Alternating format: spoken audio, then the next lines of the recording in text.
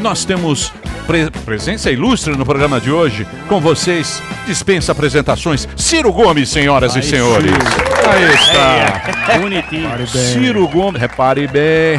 Temos a pergunta do Ceará, que é um eleitor seu, Ciro. Da Dirce. O Ceará é o nosso garçom aqui da Dirce. Então ele vai fazer a pergunta aqui. Pode ser a primeira pergunta do Ceará? Bem legal. Então a primeira pergunta vai ser do Ceará, que é o garçom que trabalha aqui na Dirce, que todo dia a gente está lá com ele. Boa. E ele falou, eu quero... Você ia vir aqui presencial antes da pandemia e agora ele vai fazer, ele está lá com o Delari. Por favor, Delari, a pergunta do Ceará. Tá aí o Ceará. Ceará, faz a perguntinha pro Ciro Gomes. Ciro, Cadê? Pode fazer. Ciro, boa tarde. Boa tarde, meu conterrâneo. Queria perguntar a você sobre o Rio São Francisco, que chegou no Ceará. Eita. Qual é a possibilidade de chegar nos municípios, que é o que nós precisamos mais hoje em dia lá é água. Entendeu? O que nós precisamos mais lá é água na nossa região. Sem dúvida, meu irmão. Esse é um projeto que eu tive muito orgulho de tirar do papel e agora a água do São Francisco já chegou no nosso Ceará, já está na Paraíba e quando ele desce no Ceará, ele desce pela Serra do Araripe e desce no Rio Salgado. Mas dali a gente vai botar essa água para circular e correr o estado todo num projeto que também já está sendo executado, chama Cinturão das Águas. Eu fico feliz e nosso Ceará agora não vai mais passar as dificuldades de falta d'água, especialmente para o abastecimento das populações. Muito bem, Ceará. Só isso, Ceará?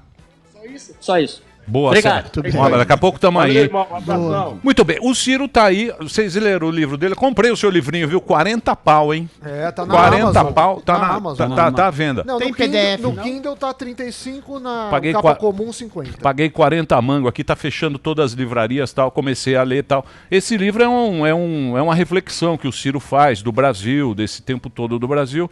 E você me parece ali que faz uma reflexão da racionalidade da coisa. Você acha que a gente vai... Quando é que a gente vai votar racionalmente, do mesmo jeito que a gente trata o dinheiro, a gente vai escolher os nossos governantes? Ou você acha que o voto é emocional e não tem jeito? Paixão e razão não se excluem. Emílio, deixa eu te dar um abraço, agradecer mais uma vez a oportunidade de falar essa imensa legião de ouvintes do Pânico na Jovem Pan, cumprimentar a rapaziada, tá aí com você, acho o Zuckerman, o Samidana, o André Albi, o André Marinho, que tem conseguido aí, né, a proeza de falar um reparo bem quase com sotaque honesto. Pertinho. Precisamos treinar mais um pouco. Só um pouquinho. Veja, essas coisas, Emílio, são cíclicas. É evidente que uma parte importante do eleitorado motiva o seu voto pela racionalidade, pelo pensamento. E esse transita. Basta que eu lhe diga, por exemplo, que a substância do eleitorado popular do Bolsonaro foi o mesmo eleitorado popular do Lula. Isso, não, a diferença ideológica, no simbólico, é profunda, mas esses eleitores circulam de um lado para outro porque a prevalência é a emoção do curto prazo. E a marketagem, né, a propaganda e a mitificação de TV cuida de excitar essas emoções. Porém, existe aí uma classe média e mesmo um trabalhador um pouquinho mais crítico, que já não acredita mais em Papai Noel, nem em mistificação política, que tende a um voto mais racional. Isso é pendular. As últimas eleições, a prevalência foi dramaticamente emocional, porque se instalou uma crise de componente passional muito grave. Não é? A crise econômica do governo Dilma, com aquele escândalo novelizado em horário nobre, de corrupção generalizada, em cima de uma população que perdeu emprego, que está humilhada com o nome no SPC, que está com medo da violência, enfim, virou uma tragédia. Então o voto não foi reflexivo. Ninguém parou para pensar, não é, qual era a ideia do Bolsonaro, qual era a experiência dele, qual era a proposta dele. Era quem era o mais antipetista, violento, no claro, no prático, e vamos nessa que é para se vingar do PT. Estamos pagando caro, na minha opinião. Muito bem, muito bem. Ciro, Ciro, muito boa tarde. Adriles aqui. Seu amigo Caetano... Adriles, você também estava aí, desculpa, não cumprimentei. Boa tarde. Querido, muitíssimo boa tarde. O seu amigo Caetano Veloso, recentemente, disse numa entrevista ao Pedro Bial que deixou de ser um liberaloide e que estava reconsiderando suas posições sociopolíticas e referendou dois rapazes, um intelectual e um escritor já falecido, que eram mais ou menos stalinistas, assim, flertavam com o stalinismo ou passavam um certo pano. Você já disse em declarações passadas, inclusive junto com o Caetano, que você estava, inclusive, disposto a aceitar uma aventura de colocar algum tipo de princípio socialista no Brasil. Você já falou em controle social do Estado, e a gente vê experiências desastrosas recentes, né? Como a própria Venezuela, como a própria Argentina. Essa experiência socialistoide não tem dado muito certo. Eu queria saber, a pergunta é muito simples, qual é a sua visão do tamanho do Estado? Que tipo de modelo ideal você coloca? Se é mais liberal, menos liberal, mais socialista, mais social-democrata? O que funcionaria mais para o Brasil, a seu ver? Funciona o experimento do welfare state, do estado de bem-estar social da Europa do Ocidente. Então, ali parece que se encontrou um ponto de equilíbrio importante, próximo do ótimo, entre a vitalidade da iniciativa privada, da propriedade privada dos fatores de produção, e um Estado capaz de controlar, não é, a tendência ao oligopólio, ao monopólio, à concentração de renda, a instabilidade e a injustiça e a violência. Então, são as manchas de maior equidade na vida da humanidade, são essas, especialmente os países nórdicos, embora ali nós não possamos pura e simplesmente copiar, porque eles se apropriaram ao longo da história de excedentes coloniais que extrapolaram completamente as possibilidades de um país como o Brasil. No Brasil, a experiência do trabalhismo já tem um êxito importante. Quando o Pasqualini sistematizou uma ideia, né, de um welfare state no Brasil, ele já resolveu essa parada. Por isso que o trabalhismo tem o antagonismo dos liberais e dos comunistas, sempre tiveram. O trabalhismo propõe uma iniciativa privada poderosa, mas propõe um Estado intervencionista capaz de extrair dessa dinâmica e dessa parceria os excedentes para financiar a superação da desigualdade e da miséria. Agora, deixa eu dizer, Adriles, não pode chamar a Venezuela de socialismo. Aquilo é uma experiência de caudilismo sul-americano igual a qualquer outro da história da Sul-América sofrida nossa. A Argentina está vivendo um momento grave das sequelas de um desastre que a perversão neoliberal produziu lá. E o tipo de atitude, eu já tinha dito lá atrás, eles não vão aceitar. Mas tem um controle estatal lá gigantesco, que é um princípio socialista, tanto na Venezuela, das estatizações de todos os meios de produção, quanto na Argentina. Isso em comum com o princípio socialista? Não existe isso, irmão querido, não existe isso. Não existe isso. O que existe na Venezuela é que eles jamais foram capazes de se livrar da monocultura da extração do petróleo. E ela é estatal, muito corrupta, muito ineficiente, e quando o preço do petróleo bomba, a Venezuela sente um certo conforto. Quando o preço do petróleo despenca, ela entra em crise. Definitivamente não servem para o Brasil como modelo. O Brasil precisa resolver a questão da tecnologia, só o Estado, em parceria com a iniciativa privada, resolve. Tem que resolver o problema da educação, tem que resolver o problema da saúde, e só o Estado poderoso resolve isso.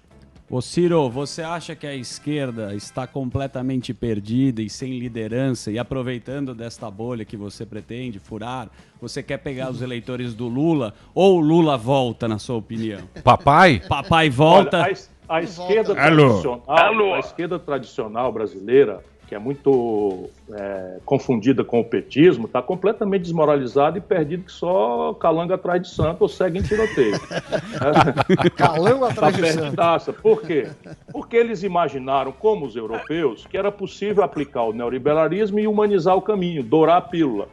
E produziram isso daí. Na hora que o Bolsonaro passa a assinar o cheque do socorro, o lulopetismo perde a sua base social. Por quê? Porque quem assina o cheque da política social compensatória leva com razão o muito obrigado do povo.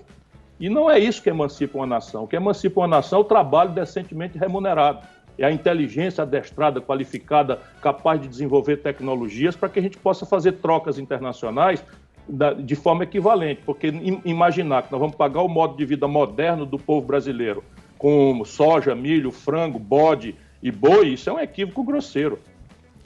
Olha só, prezado Ciro Gomes, satisfação estar aqui contigo, tá certo? Apesar de que você aí vem fazendo as declarações aí estapafúrdias para comigo, certo? Em declarações recentes, tu me chamando um idiota completo, com despreparo patológico, responsável pela maior tragédia da história do país. E ainda assim, estou a meu bel prazer com meus 40% de aprovação. Aprovação histórica do meu mandato. Ao que tu atribui isso daí? Tu não tá com a língua solta demais, não, Ciro? A minha língua sempre foi solta a serviço do povo brasileiro, Jair. Ó, deixa eu te falar. Eu sustento as minhas opiniões com números. Aliás, Emílio, eu queria pedir uma música hoje. Eu queria pedir uma música do Detonautas, que é Cadê a Micheque? Eu acho que Micheque. Eu quero ouvir essa música do Detonautas, que é sucesso, é um hit. Tem a música do Tico Santa Cruz.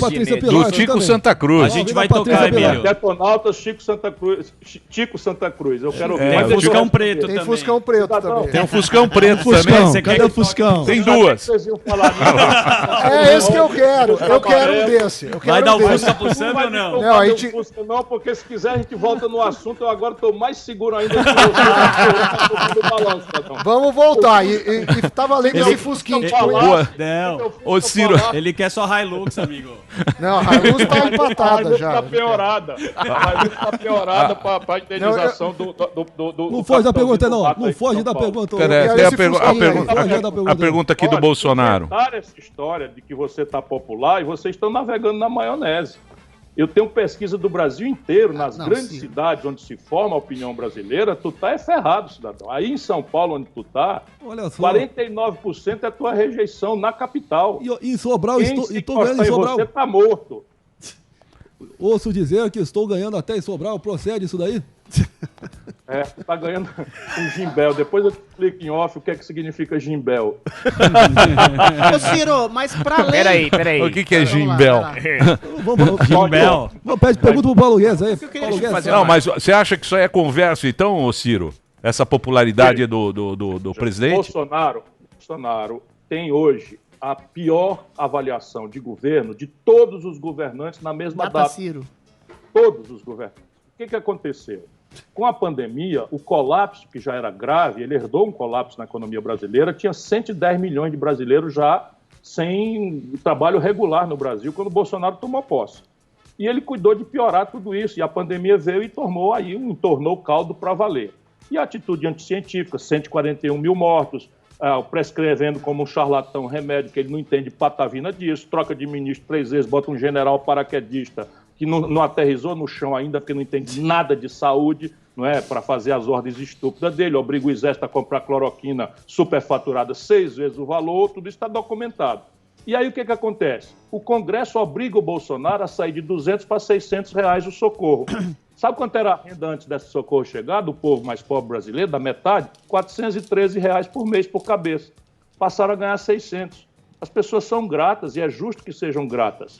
Eu não sou adepto do quanto pior, melhor, não. Acho que isso foi uma providência muito boa e todas as pessoas têm que dizer o obrigado ao governante que viabilizou isso. Agora em setembro já caiu para 300, em dezembro some. Aí vamos ver essa popularidade. Eu quero fazer uma pergunta para o meu grande colega. Professor Vila. Meu grande colega Ciro Gomes. Professor já entrevistei Vila. ele no meu canal e tal. Muito bom. O senhor é um crítico ávido. E o Mandrião? O Mandrião. Nós vamos falar exatamente do disso, Mandrião. porque eu concordo com o senhor. O senhor é um crítico ávido do governo, igual a mim, né? O Mandrião, que ele não trabalha, né? Acorda tarde. O obtuso, o obscuro, que não sabe absolutamente nada, nunca leu o prefácio de livro tal. E também é copartícipe da grande tragédia sanitária que vivemos hoje. Concordo inteiramente com você. Agora a pergunta é o seguinte, Ciro Gomes. Claro, né? Uma pergunta pujante e cachapante. O senhor acha que a China não deve haver nenhuma retaliação na China que trouxe esse vírus pela disseminação? A China não merece ser culpada de algo e sim todos os governantes e tal? Professor, não fale isso não. Eu acho que todos os governantes têm que ser sempre chamados a prestar contas e a forma com que a China comunicou deve ser observada pelos órgãos multilaterais. Agora, a gripe espanhola, que se chama assim, nasceu nos Estados Unidos e disseminou-se na Europa, matando milhões de pessoas, e nem por isso nós vamos punir os americanos que foram vítimas disso. A AIDS, que também é uma espécie de vírus, também nasceu na América do Norte, e nem por isso nós vamos se culpar quem é vítima desses flagelos. Portanto, a humanidade tem feito muita bobagem, na medida em que a gente cresce a população, e essas pragas que vêm da natureza, lá eles comem morcego ou comem cachorro, isso acaba fazendo isso. E nós precisamos repensar toda essa forma de nos relacionar com a Terra e com o planeta. Isso certamente deve ser apurada a responsabilidade, sim, meu caro professor Vila. Claro, muito obrigado, Ciro. Você não acha que ficar refém de um parceiro comercial assim tão, assim, quase que inexoravelmente relacionado com a China, com um parceiro que é expansionista, é agressivo, claramente tem desígnios expansionistas ali em volta, tem toda uma agenda, assim, tecnonacionalista, expansionista, ficar refém, com toda a sua cadeia de suprimento, com um parceiro desse, não é no longo prazo, pode ser muito perigoso, não, Ciro? Sem dúvida, eu escrevo com todos os S's e R's nesse livro que está aí, o Emílio me deu a honra de comprar, ajudar a pagar o gin das crianças, né? Eu digo claramente que o Brasil não tem o direito de trocar de imperialismo americano pelo imperialismo chinês. Nós, nesse sentido, estamos sós e temos a obrigação de consertar o nosso projeto e buscar uma inserção internacional não subordinada. E isso realmente é um desafio grave, porque hoje, né, a forma como o Brasil está se desindustrializando, a fuga de capitais no Brasil, Emílio, no ano e meio do Bolsonaro, é a maior da história. 150 bilhões de dólares foram embora do Brasil. E isso fez com que a nossa moeda se desvalorizasse quase 50%, ou seja, a população brasileira, e isso vai para os índices de preço mais cedo ou mais tarde. Então, desmontando a economia do Brasil. E não tem saída fora de um projeto nacional em que o Brasil vai ter muita dificuldade para se impor de novo no Concerto das Nações, porque agora, para eles, nós somos só uma grande fazenda e um grande buraco, né? Para queimar a Amazônia, queimar o Pantanal, produzir alimento barato e minério de ferro in natura e petróleo bruto. Mas esse debacle na economia tem um quê aí do isolacionismo meio radical que foi praticado aqui no Brasil.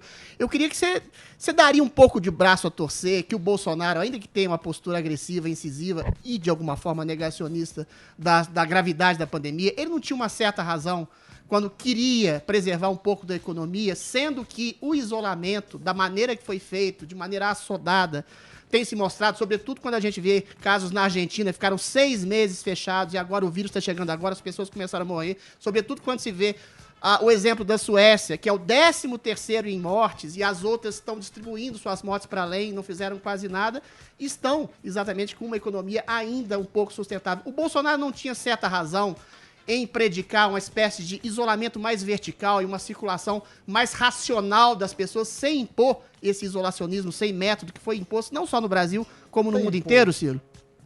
Veja, Adriles, eu considero o Bolsonaro um boçal genocida. Genocida? O elemento Bolsonaro. Genocida. E eu explico por quê. Se você tomar a América do Sul menos o Brasil, eles têm 10 milhões de habitantes a mais do que nós. Sim. Tem a mesma contradição de renda, se alguma coisa há melhor é para o Brasil, que é o mais rico de todos, o mesmo clima, mais frio para baixo, mais quente para cima, e todos eles juntos têm a metade das mortes no Brasil. Qual é a diferença? Jair Messias Bolsonaro. A China tem 1 bilhão e 200 milhões de habitantes. Como fez o isolamento social radical, confinou ali, teve menos mortes do que o Ceará. Que é um Mas estado Bolsonaro que não tem comandou. Ele não comandou as atividades anti-pandemia. Quem comandou foram os governadores e prefeitos, graças à decisão do STF. Ele só patrocinou os hospitais. Quem fez essa ação no Supremo fui eu, Sim, em nome do PT e como advogado ativo que sou. E ele mente que só cachorro que acua a alma, esse Bolsonaro, porque a liminar do Supremo nunca dispensou a União Federal das suas responsabilidades. O que ela disse é o que está escrito na Constituição. A liminar do Supremo só diz o seguinte, que a saúde pública é responsabilidade concorrente do governo federal, dos estados e municípios. E o Bolsonaro queria, de cima para baixo, determinar as providências todas. sim. Graças a essa providência do Supremo, os governadores fizeram em linha com a ciência. E é isso que eu quero dizer, irmão. Quando a gente tem essas perplexidades, quando a gente tem esses sustos, a gente tem que se guiar pelos especialistas, tem que se guiar pela ciência. Superstição, palpiteiro, Mas eles charlatão. erraram, Ciro. Erraram eventualmente. Suécia, querido. A ciência, Pronto, peraí, chega, calma lá. Deixa A ciência se faz de um conjunto de hipóteses testadas ao longo do tempo. Olha aqui, Não houve um pouquinho. tempo de fazer um tipo de experimento Olha, realmente social em relação ao isolamento e deu errado em vários lugares do mundo. Na Europa, o único lugar que errou feio foi a Suécia, que foi o único que se negou a fazer o isolamento Tudo bem, social. vamos lá. Não, a Itália fez o isolamento no começo, afrouxou antes do tempo que houve essa mesma pressão das atividades econômicas e nós vimos a tragédia do exército levando corpos sem a família ver. A Espanha fez a mesma bobagem. Os outros países, a Alemanha, não é? Enfim, mas a Nova Zelândia fez um isolamento radical, a China fez um isolamento. Agora vamos lá, a América do Norte não fez. A América do Norte não Nova York fez e 85% das pessoas foram infectadas dentro de casa. Eis a questão. Fez depois do leite derramado. Deixa eu lhe dizer de novo, a ciência pode errar.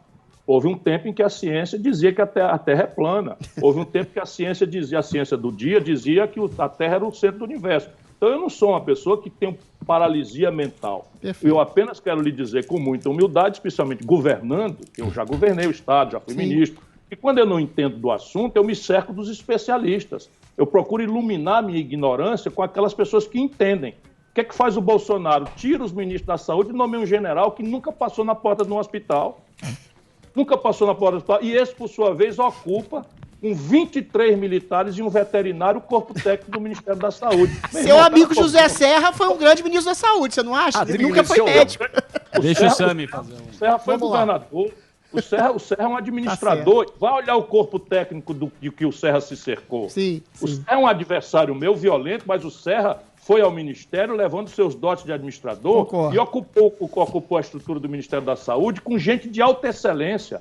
A política anti-AIDS, a política de genéricos que ele desdobrou, são políticas que especialistas produziram. Esse que está aí é um ignorante, rapaz. É um troupier, não entende porra nenhuma. Vamos ter clareza disso. Você tem pergunta, Sami? Eu vou ter que fazer um break. Vale pro Adriles. É isso mesmo. Se você me permite. Tem o senador, o Daniel Patrick. Não, se você me permitir, eu vou fazer no próximo bloco, porque eu tenho que fazer um break agora. O Ciro vai na Web Motors pegar um Fusca e Ciro tá dando. Eu gosto do Ciro porque ele tá dando muita audiência. Fez 4 perguntas. Você tá com a audiência. Você tá com a audiência. Você tá com a audiência boa, viu, Ciro? Ô, Ciro, eu vou fazer uma pergunta na volta do próximo bloco. O Sami tem pergunta, todo mundo tem pergunta pra você. Eu tenho perguntinha também. E como diz aí o título do seu livro, que eu comecei a ler, o livrinho custa 40 pau, você pode comprar na Amazon, nas livrarias, agora só tem essas livrarias que entregam na sua casa. O livro chama-se O Dever da Esperança, tá aí, já dizia o Churchill. O Churchill falava, para que serve um político? Para escrever bons discursos e levar a esperança ao povo. E o Churchill ganhou o prêmio Nobel de Literatura, sabia? Só um segundinho. Isso. Então, o Churchill dizia o quê? Ele falava o seguinte, um político tem que escrever belos discursos e levar a esperança ao povo. Exatamente. Mas eu quero fazer uma pergunta no próximo bloco para você, quem é o cara que vai unir essa treta que está tendo agora aqui no Brasil? Será Ciro Gomes? Será Boulos? Será da canhota? Será da direita?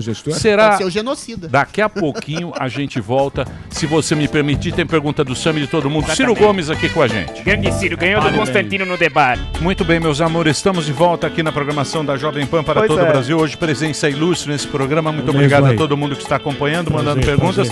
Estamos aqui batendo um papo com o Ciro Gomes. Está aqui com a gente também, tá mostrando aqui pra gente o livro que ele tá lançando agora, que você pode comprar em todo o Brasil. O Dever da Esperança. E o Dever da Esperança, que é o Projeto Nacional, onde ele faz uma análise sobre o Brasil, o que pode ser para frente, uma reflexão, uma análise crítica do Brasil. E o legal do Ciro é que ele, quando escreve, é que nem quando ele fala. É um bom papo. Não, é um bom papo. É um bom papo e é uma leitura gostosa. Então tá aí a oportunidade para você.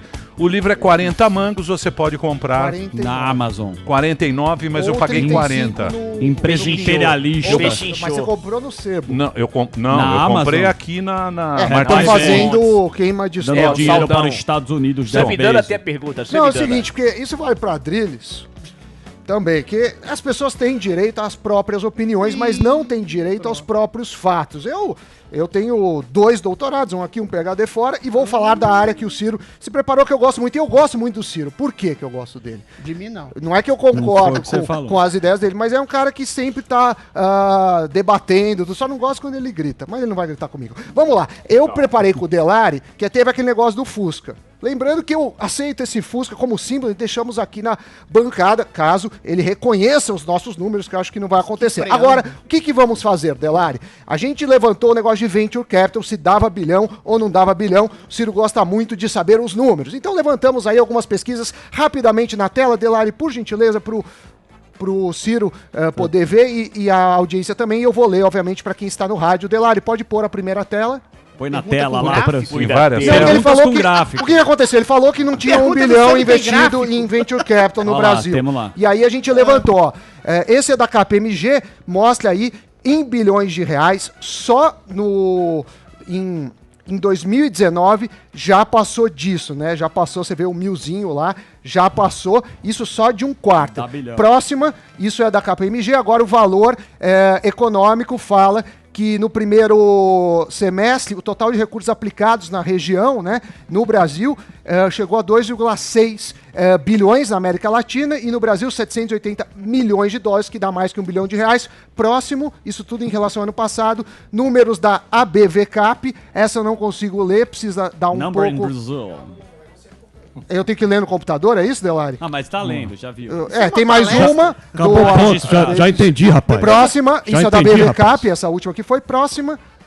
Próxima, por gentileza. Isso é só a fonte da outra, tá? Que tudo tem fonte. Aí, agora, a gente tá falando de outro veículo que fala aí também de um estudo em que foram investidos 3,4 bilhões em Venture Capital. Próximo. Porra, é o quê? É uma aula? Tá entendido, rapaz. Porra, é o que? Aula da... Pera lá um pouquinho, pera lá. Vocês reclamam de mim. Pera lá um Aí pouquinho. o UOL Economia falou do investimento de 13 bilhões ano passado em Venture Capital, agora o Estadão também fala disso. Por que eu estou falando Qual é o isso? ponto? Porque, não, Próximo meu ponto foi o slide. seguinte, que, tem mais, tem um monte. Meu aí. Deus. 5 bi, mas eu não vou ficar, tem várias fontes. Por que eu tô falando isso? Porque Fontinelli. o Ciro pediu para eu enviar para ele os dados. Eu enviei para a equipe dele. Fiquei triste, Ciro, porque ninguém me respondeu. Fiquei muito triste, porque eu esperava aí a sua resposta. Então eu quero saber por que você acha que não tem 1 bilhão investido no ano passado em reais e Venture Capital, dado que eu não achei nenhuma fonte que condiz com esses números e... Como eu disse, eu não quer dizer que eu votaria em você, nem que eu votaria em outro, mas eu gosto de você porque você apoia a educação, você considera muitos professores e eu acho que ele tem um bom coração.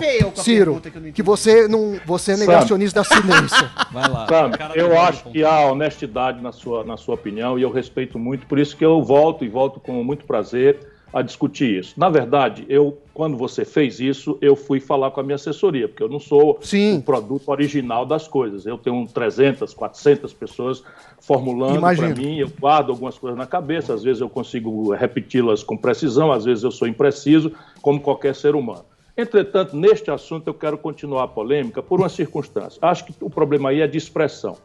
Quando você vê Venture Capital, aí vai para aquilo que nós estávamos discutindo naquela ocasião da história do Fusca.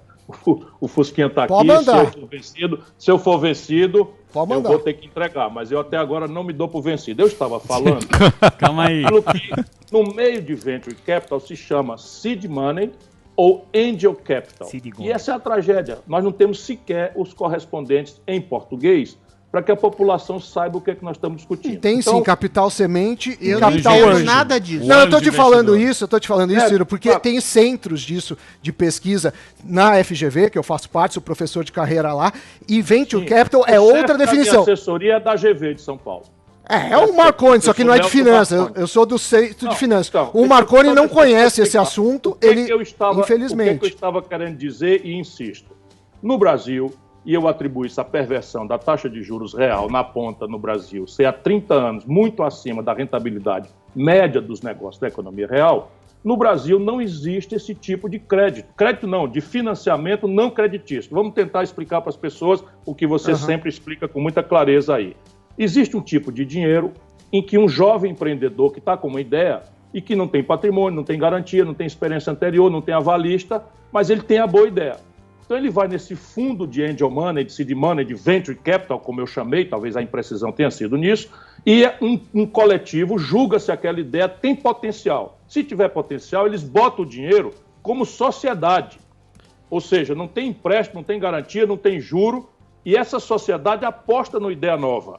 Se funcionar, como Google, Facebook, eu citei como exemplo, né? Microsoft, eles tiram da sociedade uma rentabilidade imensa, né? Aquele pouquinho dinheiro que se botou com o Zuckerberg no começo, tem até o filme, foi um brasileiro que botou, filho de um milionário brasileiro, não botou como empréstimo, não tinha garantia, não tinha coisa nenhuma. Pois bem, é isso que eu estou dizendo, que não existe no Brasil, a não ser residualmente. É só isso que eu estou querendo dizer. Isso é verdade. Muito bem, mas não vamos ficar nesse assunto. Posso fazer a perguntinha para mim?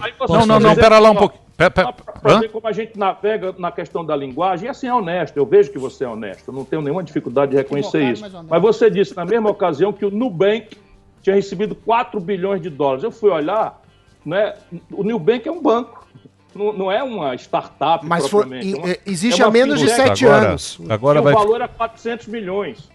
Não era 4 bilhões. Essas imprecisões são próprias do debate acadêmico. Enfim, continuaremos discutindo isso, porque o que me importa é exatamente dizer o seguinte. O Brasil precisa construir um mecanismo de financiamento da economia fora dos juros escorchantes que hoje matam a economia brasileira. Ok. Ô, Ciro, 2022. Ontem eu estava vendo lá o Bom Dia. Você conhece o Bom Dia, né? Bom Dia! Tava aqui. Bom dia! Hamilton Mourão. General Mourão, conversando aqui com você, Ciro Gomes. Bom dia, ontem estava aí. Tava aí no programa e tal, e só perguntava 2022. Você acha que 2022 vai ser o quê? Vai ser um cara mais de prudência, sofisticação, um cara que vá mais pro centro, ou vai ficar essa... Quem gritar mais alto leva. O que você acha? Só um segundinho. É sobre isso. Eu também quero a parte. Eu espero os apartes ou respondo? Não sei. De Ciro aqui virou a... Não, eu só queria perguntar... Faz a parte. Responde. Já era meia hora. Já era. Não, é a parte. Deixa ele responder. Não, eu falo rapidinho. Repare bem. Você tá falando da polaridade, eu tô falando assim, você acha que o Lula tem chances de se estabelecer como candidato novamente? Você acha que ele foi injustamente condenado e que o Supremo, de alguma forma, tá abrindo o caminho para que ele possa voltar? Porque ele, de alguma forma, ele rechaçou o seu apoio de qualquer jeito, né? Vamos lá. Eu acho, e as eleições nos grandes centros urbanos agora terão um indicativo disso. Elas são uma eleição que vai procurar bons administradores, por isso eu apoio o Márcio França em São Paulo, porque ele não é um poeta, ele é um cara testado, treinado, foi governador, foi prefeito, foi deputado, sabe onde a andorinha dorme, conhece os recursos, sabe as dificuldades, tem ideias novas. Enfim, e isso nós vamos fazer com Marta Rocha no Rio de Janeiro, com Calil em Belo Horizonte, com Juliana Brizola em Porto Alegre, com Sarto em Fortaleza, enfim. Acho que a população vai votar procurando um bom administrador para ajudar a resolver os problemas reais de transporte, saúde, educação, moradia, segurança, mas o segundo motivo do voto vai ser uma espécie de banimento desses extremos que o lulopetismo e o bolsonarismo representam. Eu não estou vendo hoje o PT ganhando em nenhum lugar, como também não estou vendo bolsonarista raiz, boçal, ganhando em nenhum lugar. Né? Porque o Bolsonaro, por exemplo, está pegando a garupa do Russomano em São Paulo, mas todo mundo sabe que o Russomano é um cara que está na estrada aí, como um cara de televisão, um cara que aparece no rádio, e essas pesquisas dizem muito mais disso, da notoriedade, do recall, da lembrança do nome, do que propriamente de um debate a serem verdadeiras, né, aquelas expressões todas que a gente já tem na minha vivência na vida pública. A conferir. E eu acho que isso será o sinal para 2022. Acho que o povo brasileiro vai procurar um caminho mais ao centro-esquerda. O que é o centro? Alguém preocupado e capaz de resolver a equação das finanças públicas que estarão destruídas no Brasil. Olha aí, rapaziada, vocês que fazem a defesa desse modelo, cuidado com as expressões radicais, porque eles estão quebrando o Brasil. Déficit público se aproxima de R$1 trilhão, dívida pública pela primeira vez 100% mas do PIB. Teve o isolamento, né, Ciro? Isso influenciou diretamente esse déficit. Ô, irmão querido, tá tudo certo, isso explica o buraco. Sim. Agora, por que a gente não acha lugar para tapar o buraco? Cadê a proposta para tapar o buraco? Essa é a questão. Eu sou um velho experimentado administrador, fui ministro da Fazenda, não esqueça isso. Eu não tenho um dia de déficit na minha vida pública. Sabe, eu não tenho um dia de déficit na minha vida pública. Cadê a proposta? Cadê a proposta para a gente botar defeito, ajudar, bater palma e tal? Eles estão simplesmente fazendo estelionato eleitoral, propondo uma CPMF sem a participação de estados e municípios, quando eu quis discutir lá na eleição, para o povo ter direito de saber o que cada um está pensando, e o Bolsonaro mais o Guedes esculhambaram a CPMF. Então é isso que ele é, um estelionatário, um mentiroso, é um 7-1 total. Então estão quebrando o país, estão quebrando a questão das finanças, mas o centro vai procurar também alguém comprometido com a indústria, com o comércio, que estão quebrados, estão numa dificuldade extrema, com a agricultura de base média e pequena, que não pode exportar, que também está com dificuldades extremas, com a economia real. E o que é a esquerda? É o cuidado com o mais pobre. A violência no Brasil está chegando ao limite de paroxismo. 20 mil garotos foram assassinados pelas polícias brasileiras nos últimos 12 meses. Será que é isso que a gente quer para os nossos filhos, para os filhos da periferia do Brasil? Então, eu acho que quem tiver capacidade de propor concretamente aquilo que o Emílio perguntou, claro que haverá sempre uma emoção, eu sou uma pessoa apaixonada, mas é preciso chamar a inteligência das pessoas para discutir, para a gente parar de acreditar em mula sem cabeça e Papai Noel mentiroso. Então, repare bem, vamos de Ciro para Ciro. Então, você aposta no Cuba aqui, no... Ciro para Ciro. Teu prefeito lá. O índice de homicídio Márcio França, 20% Cuba. ano passado. Vai lá, Cuba. Márcio França era Cuba quando o Dória era Bolsonaro. E o Dória? E agora é Bolsonaro. O Dória é isso aí, o Dória. É o quê? Tem que falar o que é. Diga aí. Quem é o Dória? Que é o Dória? Você não vai se furtar, Ciro Gomes. É de agora para valer. O Dória foi nessa, na nova política. O cara foi presidente da Embratur do governo Sarney, saiu de lá corrido por corrupção. O Dória é um remedinho para você. E o Witzel? O Witzel, seu amigo. Eu avisei. Toda vida que você vir alguém na política cantando, arrotando o moralismo, que é o chefe da moralidade, da decência, pode ver que tem um corrupto ali bem acabado. E o Boulos, pô? Deixa eu perguntar um negócio pra você, Ciro. Eu tava pensando exatamente isso, né? O cara que se pinta de uma coisa e depois foi uma grande decepção. Esse Witzel, principalmente, porque, porra, o cara é juiz, o cara vinha defendendo. Sempre foi péssimo. E, porra, Humorismo, que então de repente o Moro agora chibata e o Moro? Nação, Então, não sabe de nada, não sabe nem onde é que fica o Vale do Jequitinhonha e o Mucuri, nunca viu um posto de saúde de perto, não sabe de coisa nenhuma. Se jogar em Sapopemba, não volta pra casa, né, Ciro? Não volta pra casa, a não ser que pega um GPS, né? Pega um GPS do celular. Não, mas você não mas tem o Moro, hein? O Moro, você acha... É o Moro que eu acabei de falar. Então, humorismo. Eu acho que a população vai pedir experiência. Eu não sei se eu tenho que ser humilde para dizer para vocês, eu não sei se eu estou pintando o meu retrato. Imagina. Mas eu vou te ajudar a pintar então, de Ciro Passeira. Isso é o que os americanos chamam de wishful thinking. É isso mesmo. Né? Você confundir análise com desejo. Mas eu desejo muito que o Brasil ache esse caminho de equilíbrio e de diálogo mesmo. Mas repare bem, fazer uma autoanálise aqui a nível pessoal, as pessoas, nossos detratores aí insistem que nós somos boquirroto, verborrágico, que a gente fica falando difícil pro nosso povo sofrido, combalido, tem dificuldade de compreender a centralidade das questões. Mas eu te pergunto, como é que nós vamos evitar entrar para nossa biografia um tetracampeonato de perdas em corridas presidenciais, com T de tatu, e tatu não sobe em toco, Ciro. Como é que a gente evita, rapaz? O Lula foi eleito na quarta, o Mitterrand na sexta, o Abraham Lincoln na terceira, então eu tô nessa boa companhia aí. Boa. Ô, Ciro, acabou? Acabou, infelizmente acabou o tempo. Mas eu tenho também a lembrança de que o Brizola e o Covas, talvez dois dos grandes brasileiros dessa geração que eu testemunhei redemocratizando o país, também não tiveram o privilégio de ser presidente do Brasil. O que eu quero é ajudar a achar o caminho. Pô, só não falou do Boulos, Emílio. E o Boulos? O Boulos? E o Boulos? Virou as costas pro Boulos. Peraí. O Boulos... O Boulos tem futuro, mas como primeira experiência administrar a cidade de São Paulo, acho temerário. O Boulos tá vindo pro centro, hein? E o Constantino? Quero saber. Você viu o Boulos? Stalinista moderado. O Boulos tá bonito, perfumado. Outro dia eu encontrei ele aqui no corredor. Tava perfumado. Falei, que é isso? Mudou o terno. Usando polo. Tá usando polo e sapatênis. Stalinista moderado. De polo e sapatênis. E perfume. Você dá risada, né? No Corleone. Ô, turma cruel e perigosa. Deixa eu falar sério. Queria agradecer o Ciro Gomes. Fazia tempo que a gente não conversava aqui. Um papo muito bom. O livro dele, a leitura é muito fácil. O livro dele, você lê, é como se estivesse conversando com o Ciro. A leitura é fácil para você ver o projeto nacional do Ciro, o Dever da Esperança. Tá vendo aí em todo o Brasil para você comprar. Ciro, obrigado. Uma pena que não foi assim. Emílio, um abraço a vocês todos. Valeu. Voltamos outro dia. É isso aí. Vem outro dia aí vamos levar você na Dirce lá para dar um abraço no Ceará, agora, que é teu fã. Valeu, Ciro. A aposta dele é isso também. aí. Apostar apartamento dele. Apostar apartamento. Próximo apartamento. Ciro Gomes aqui na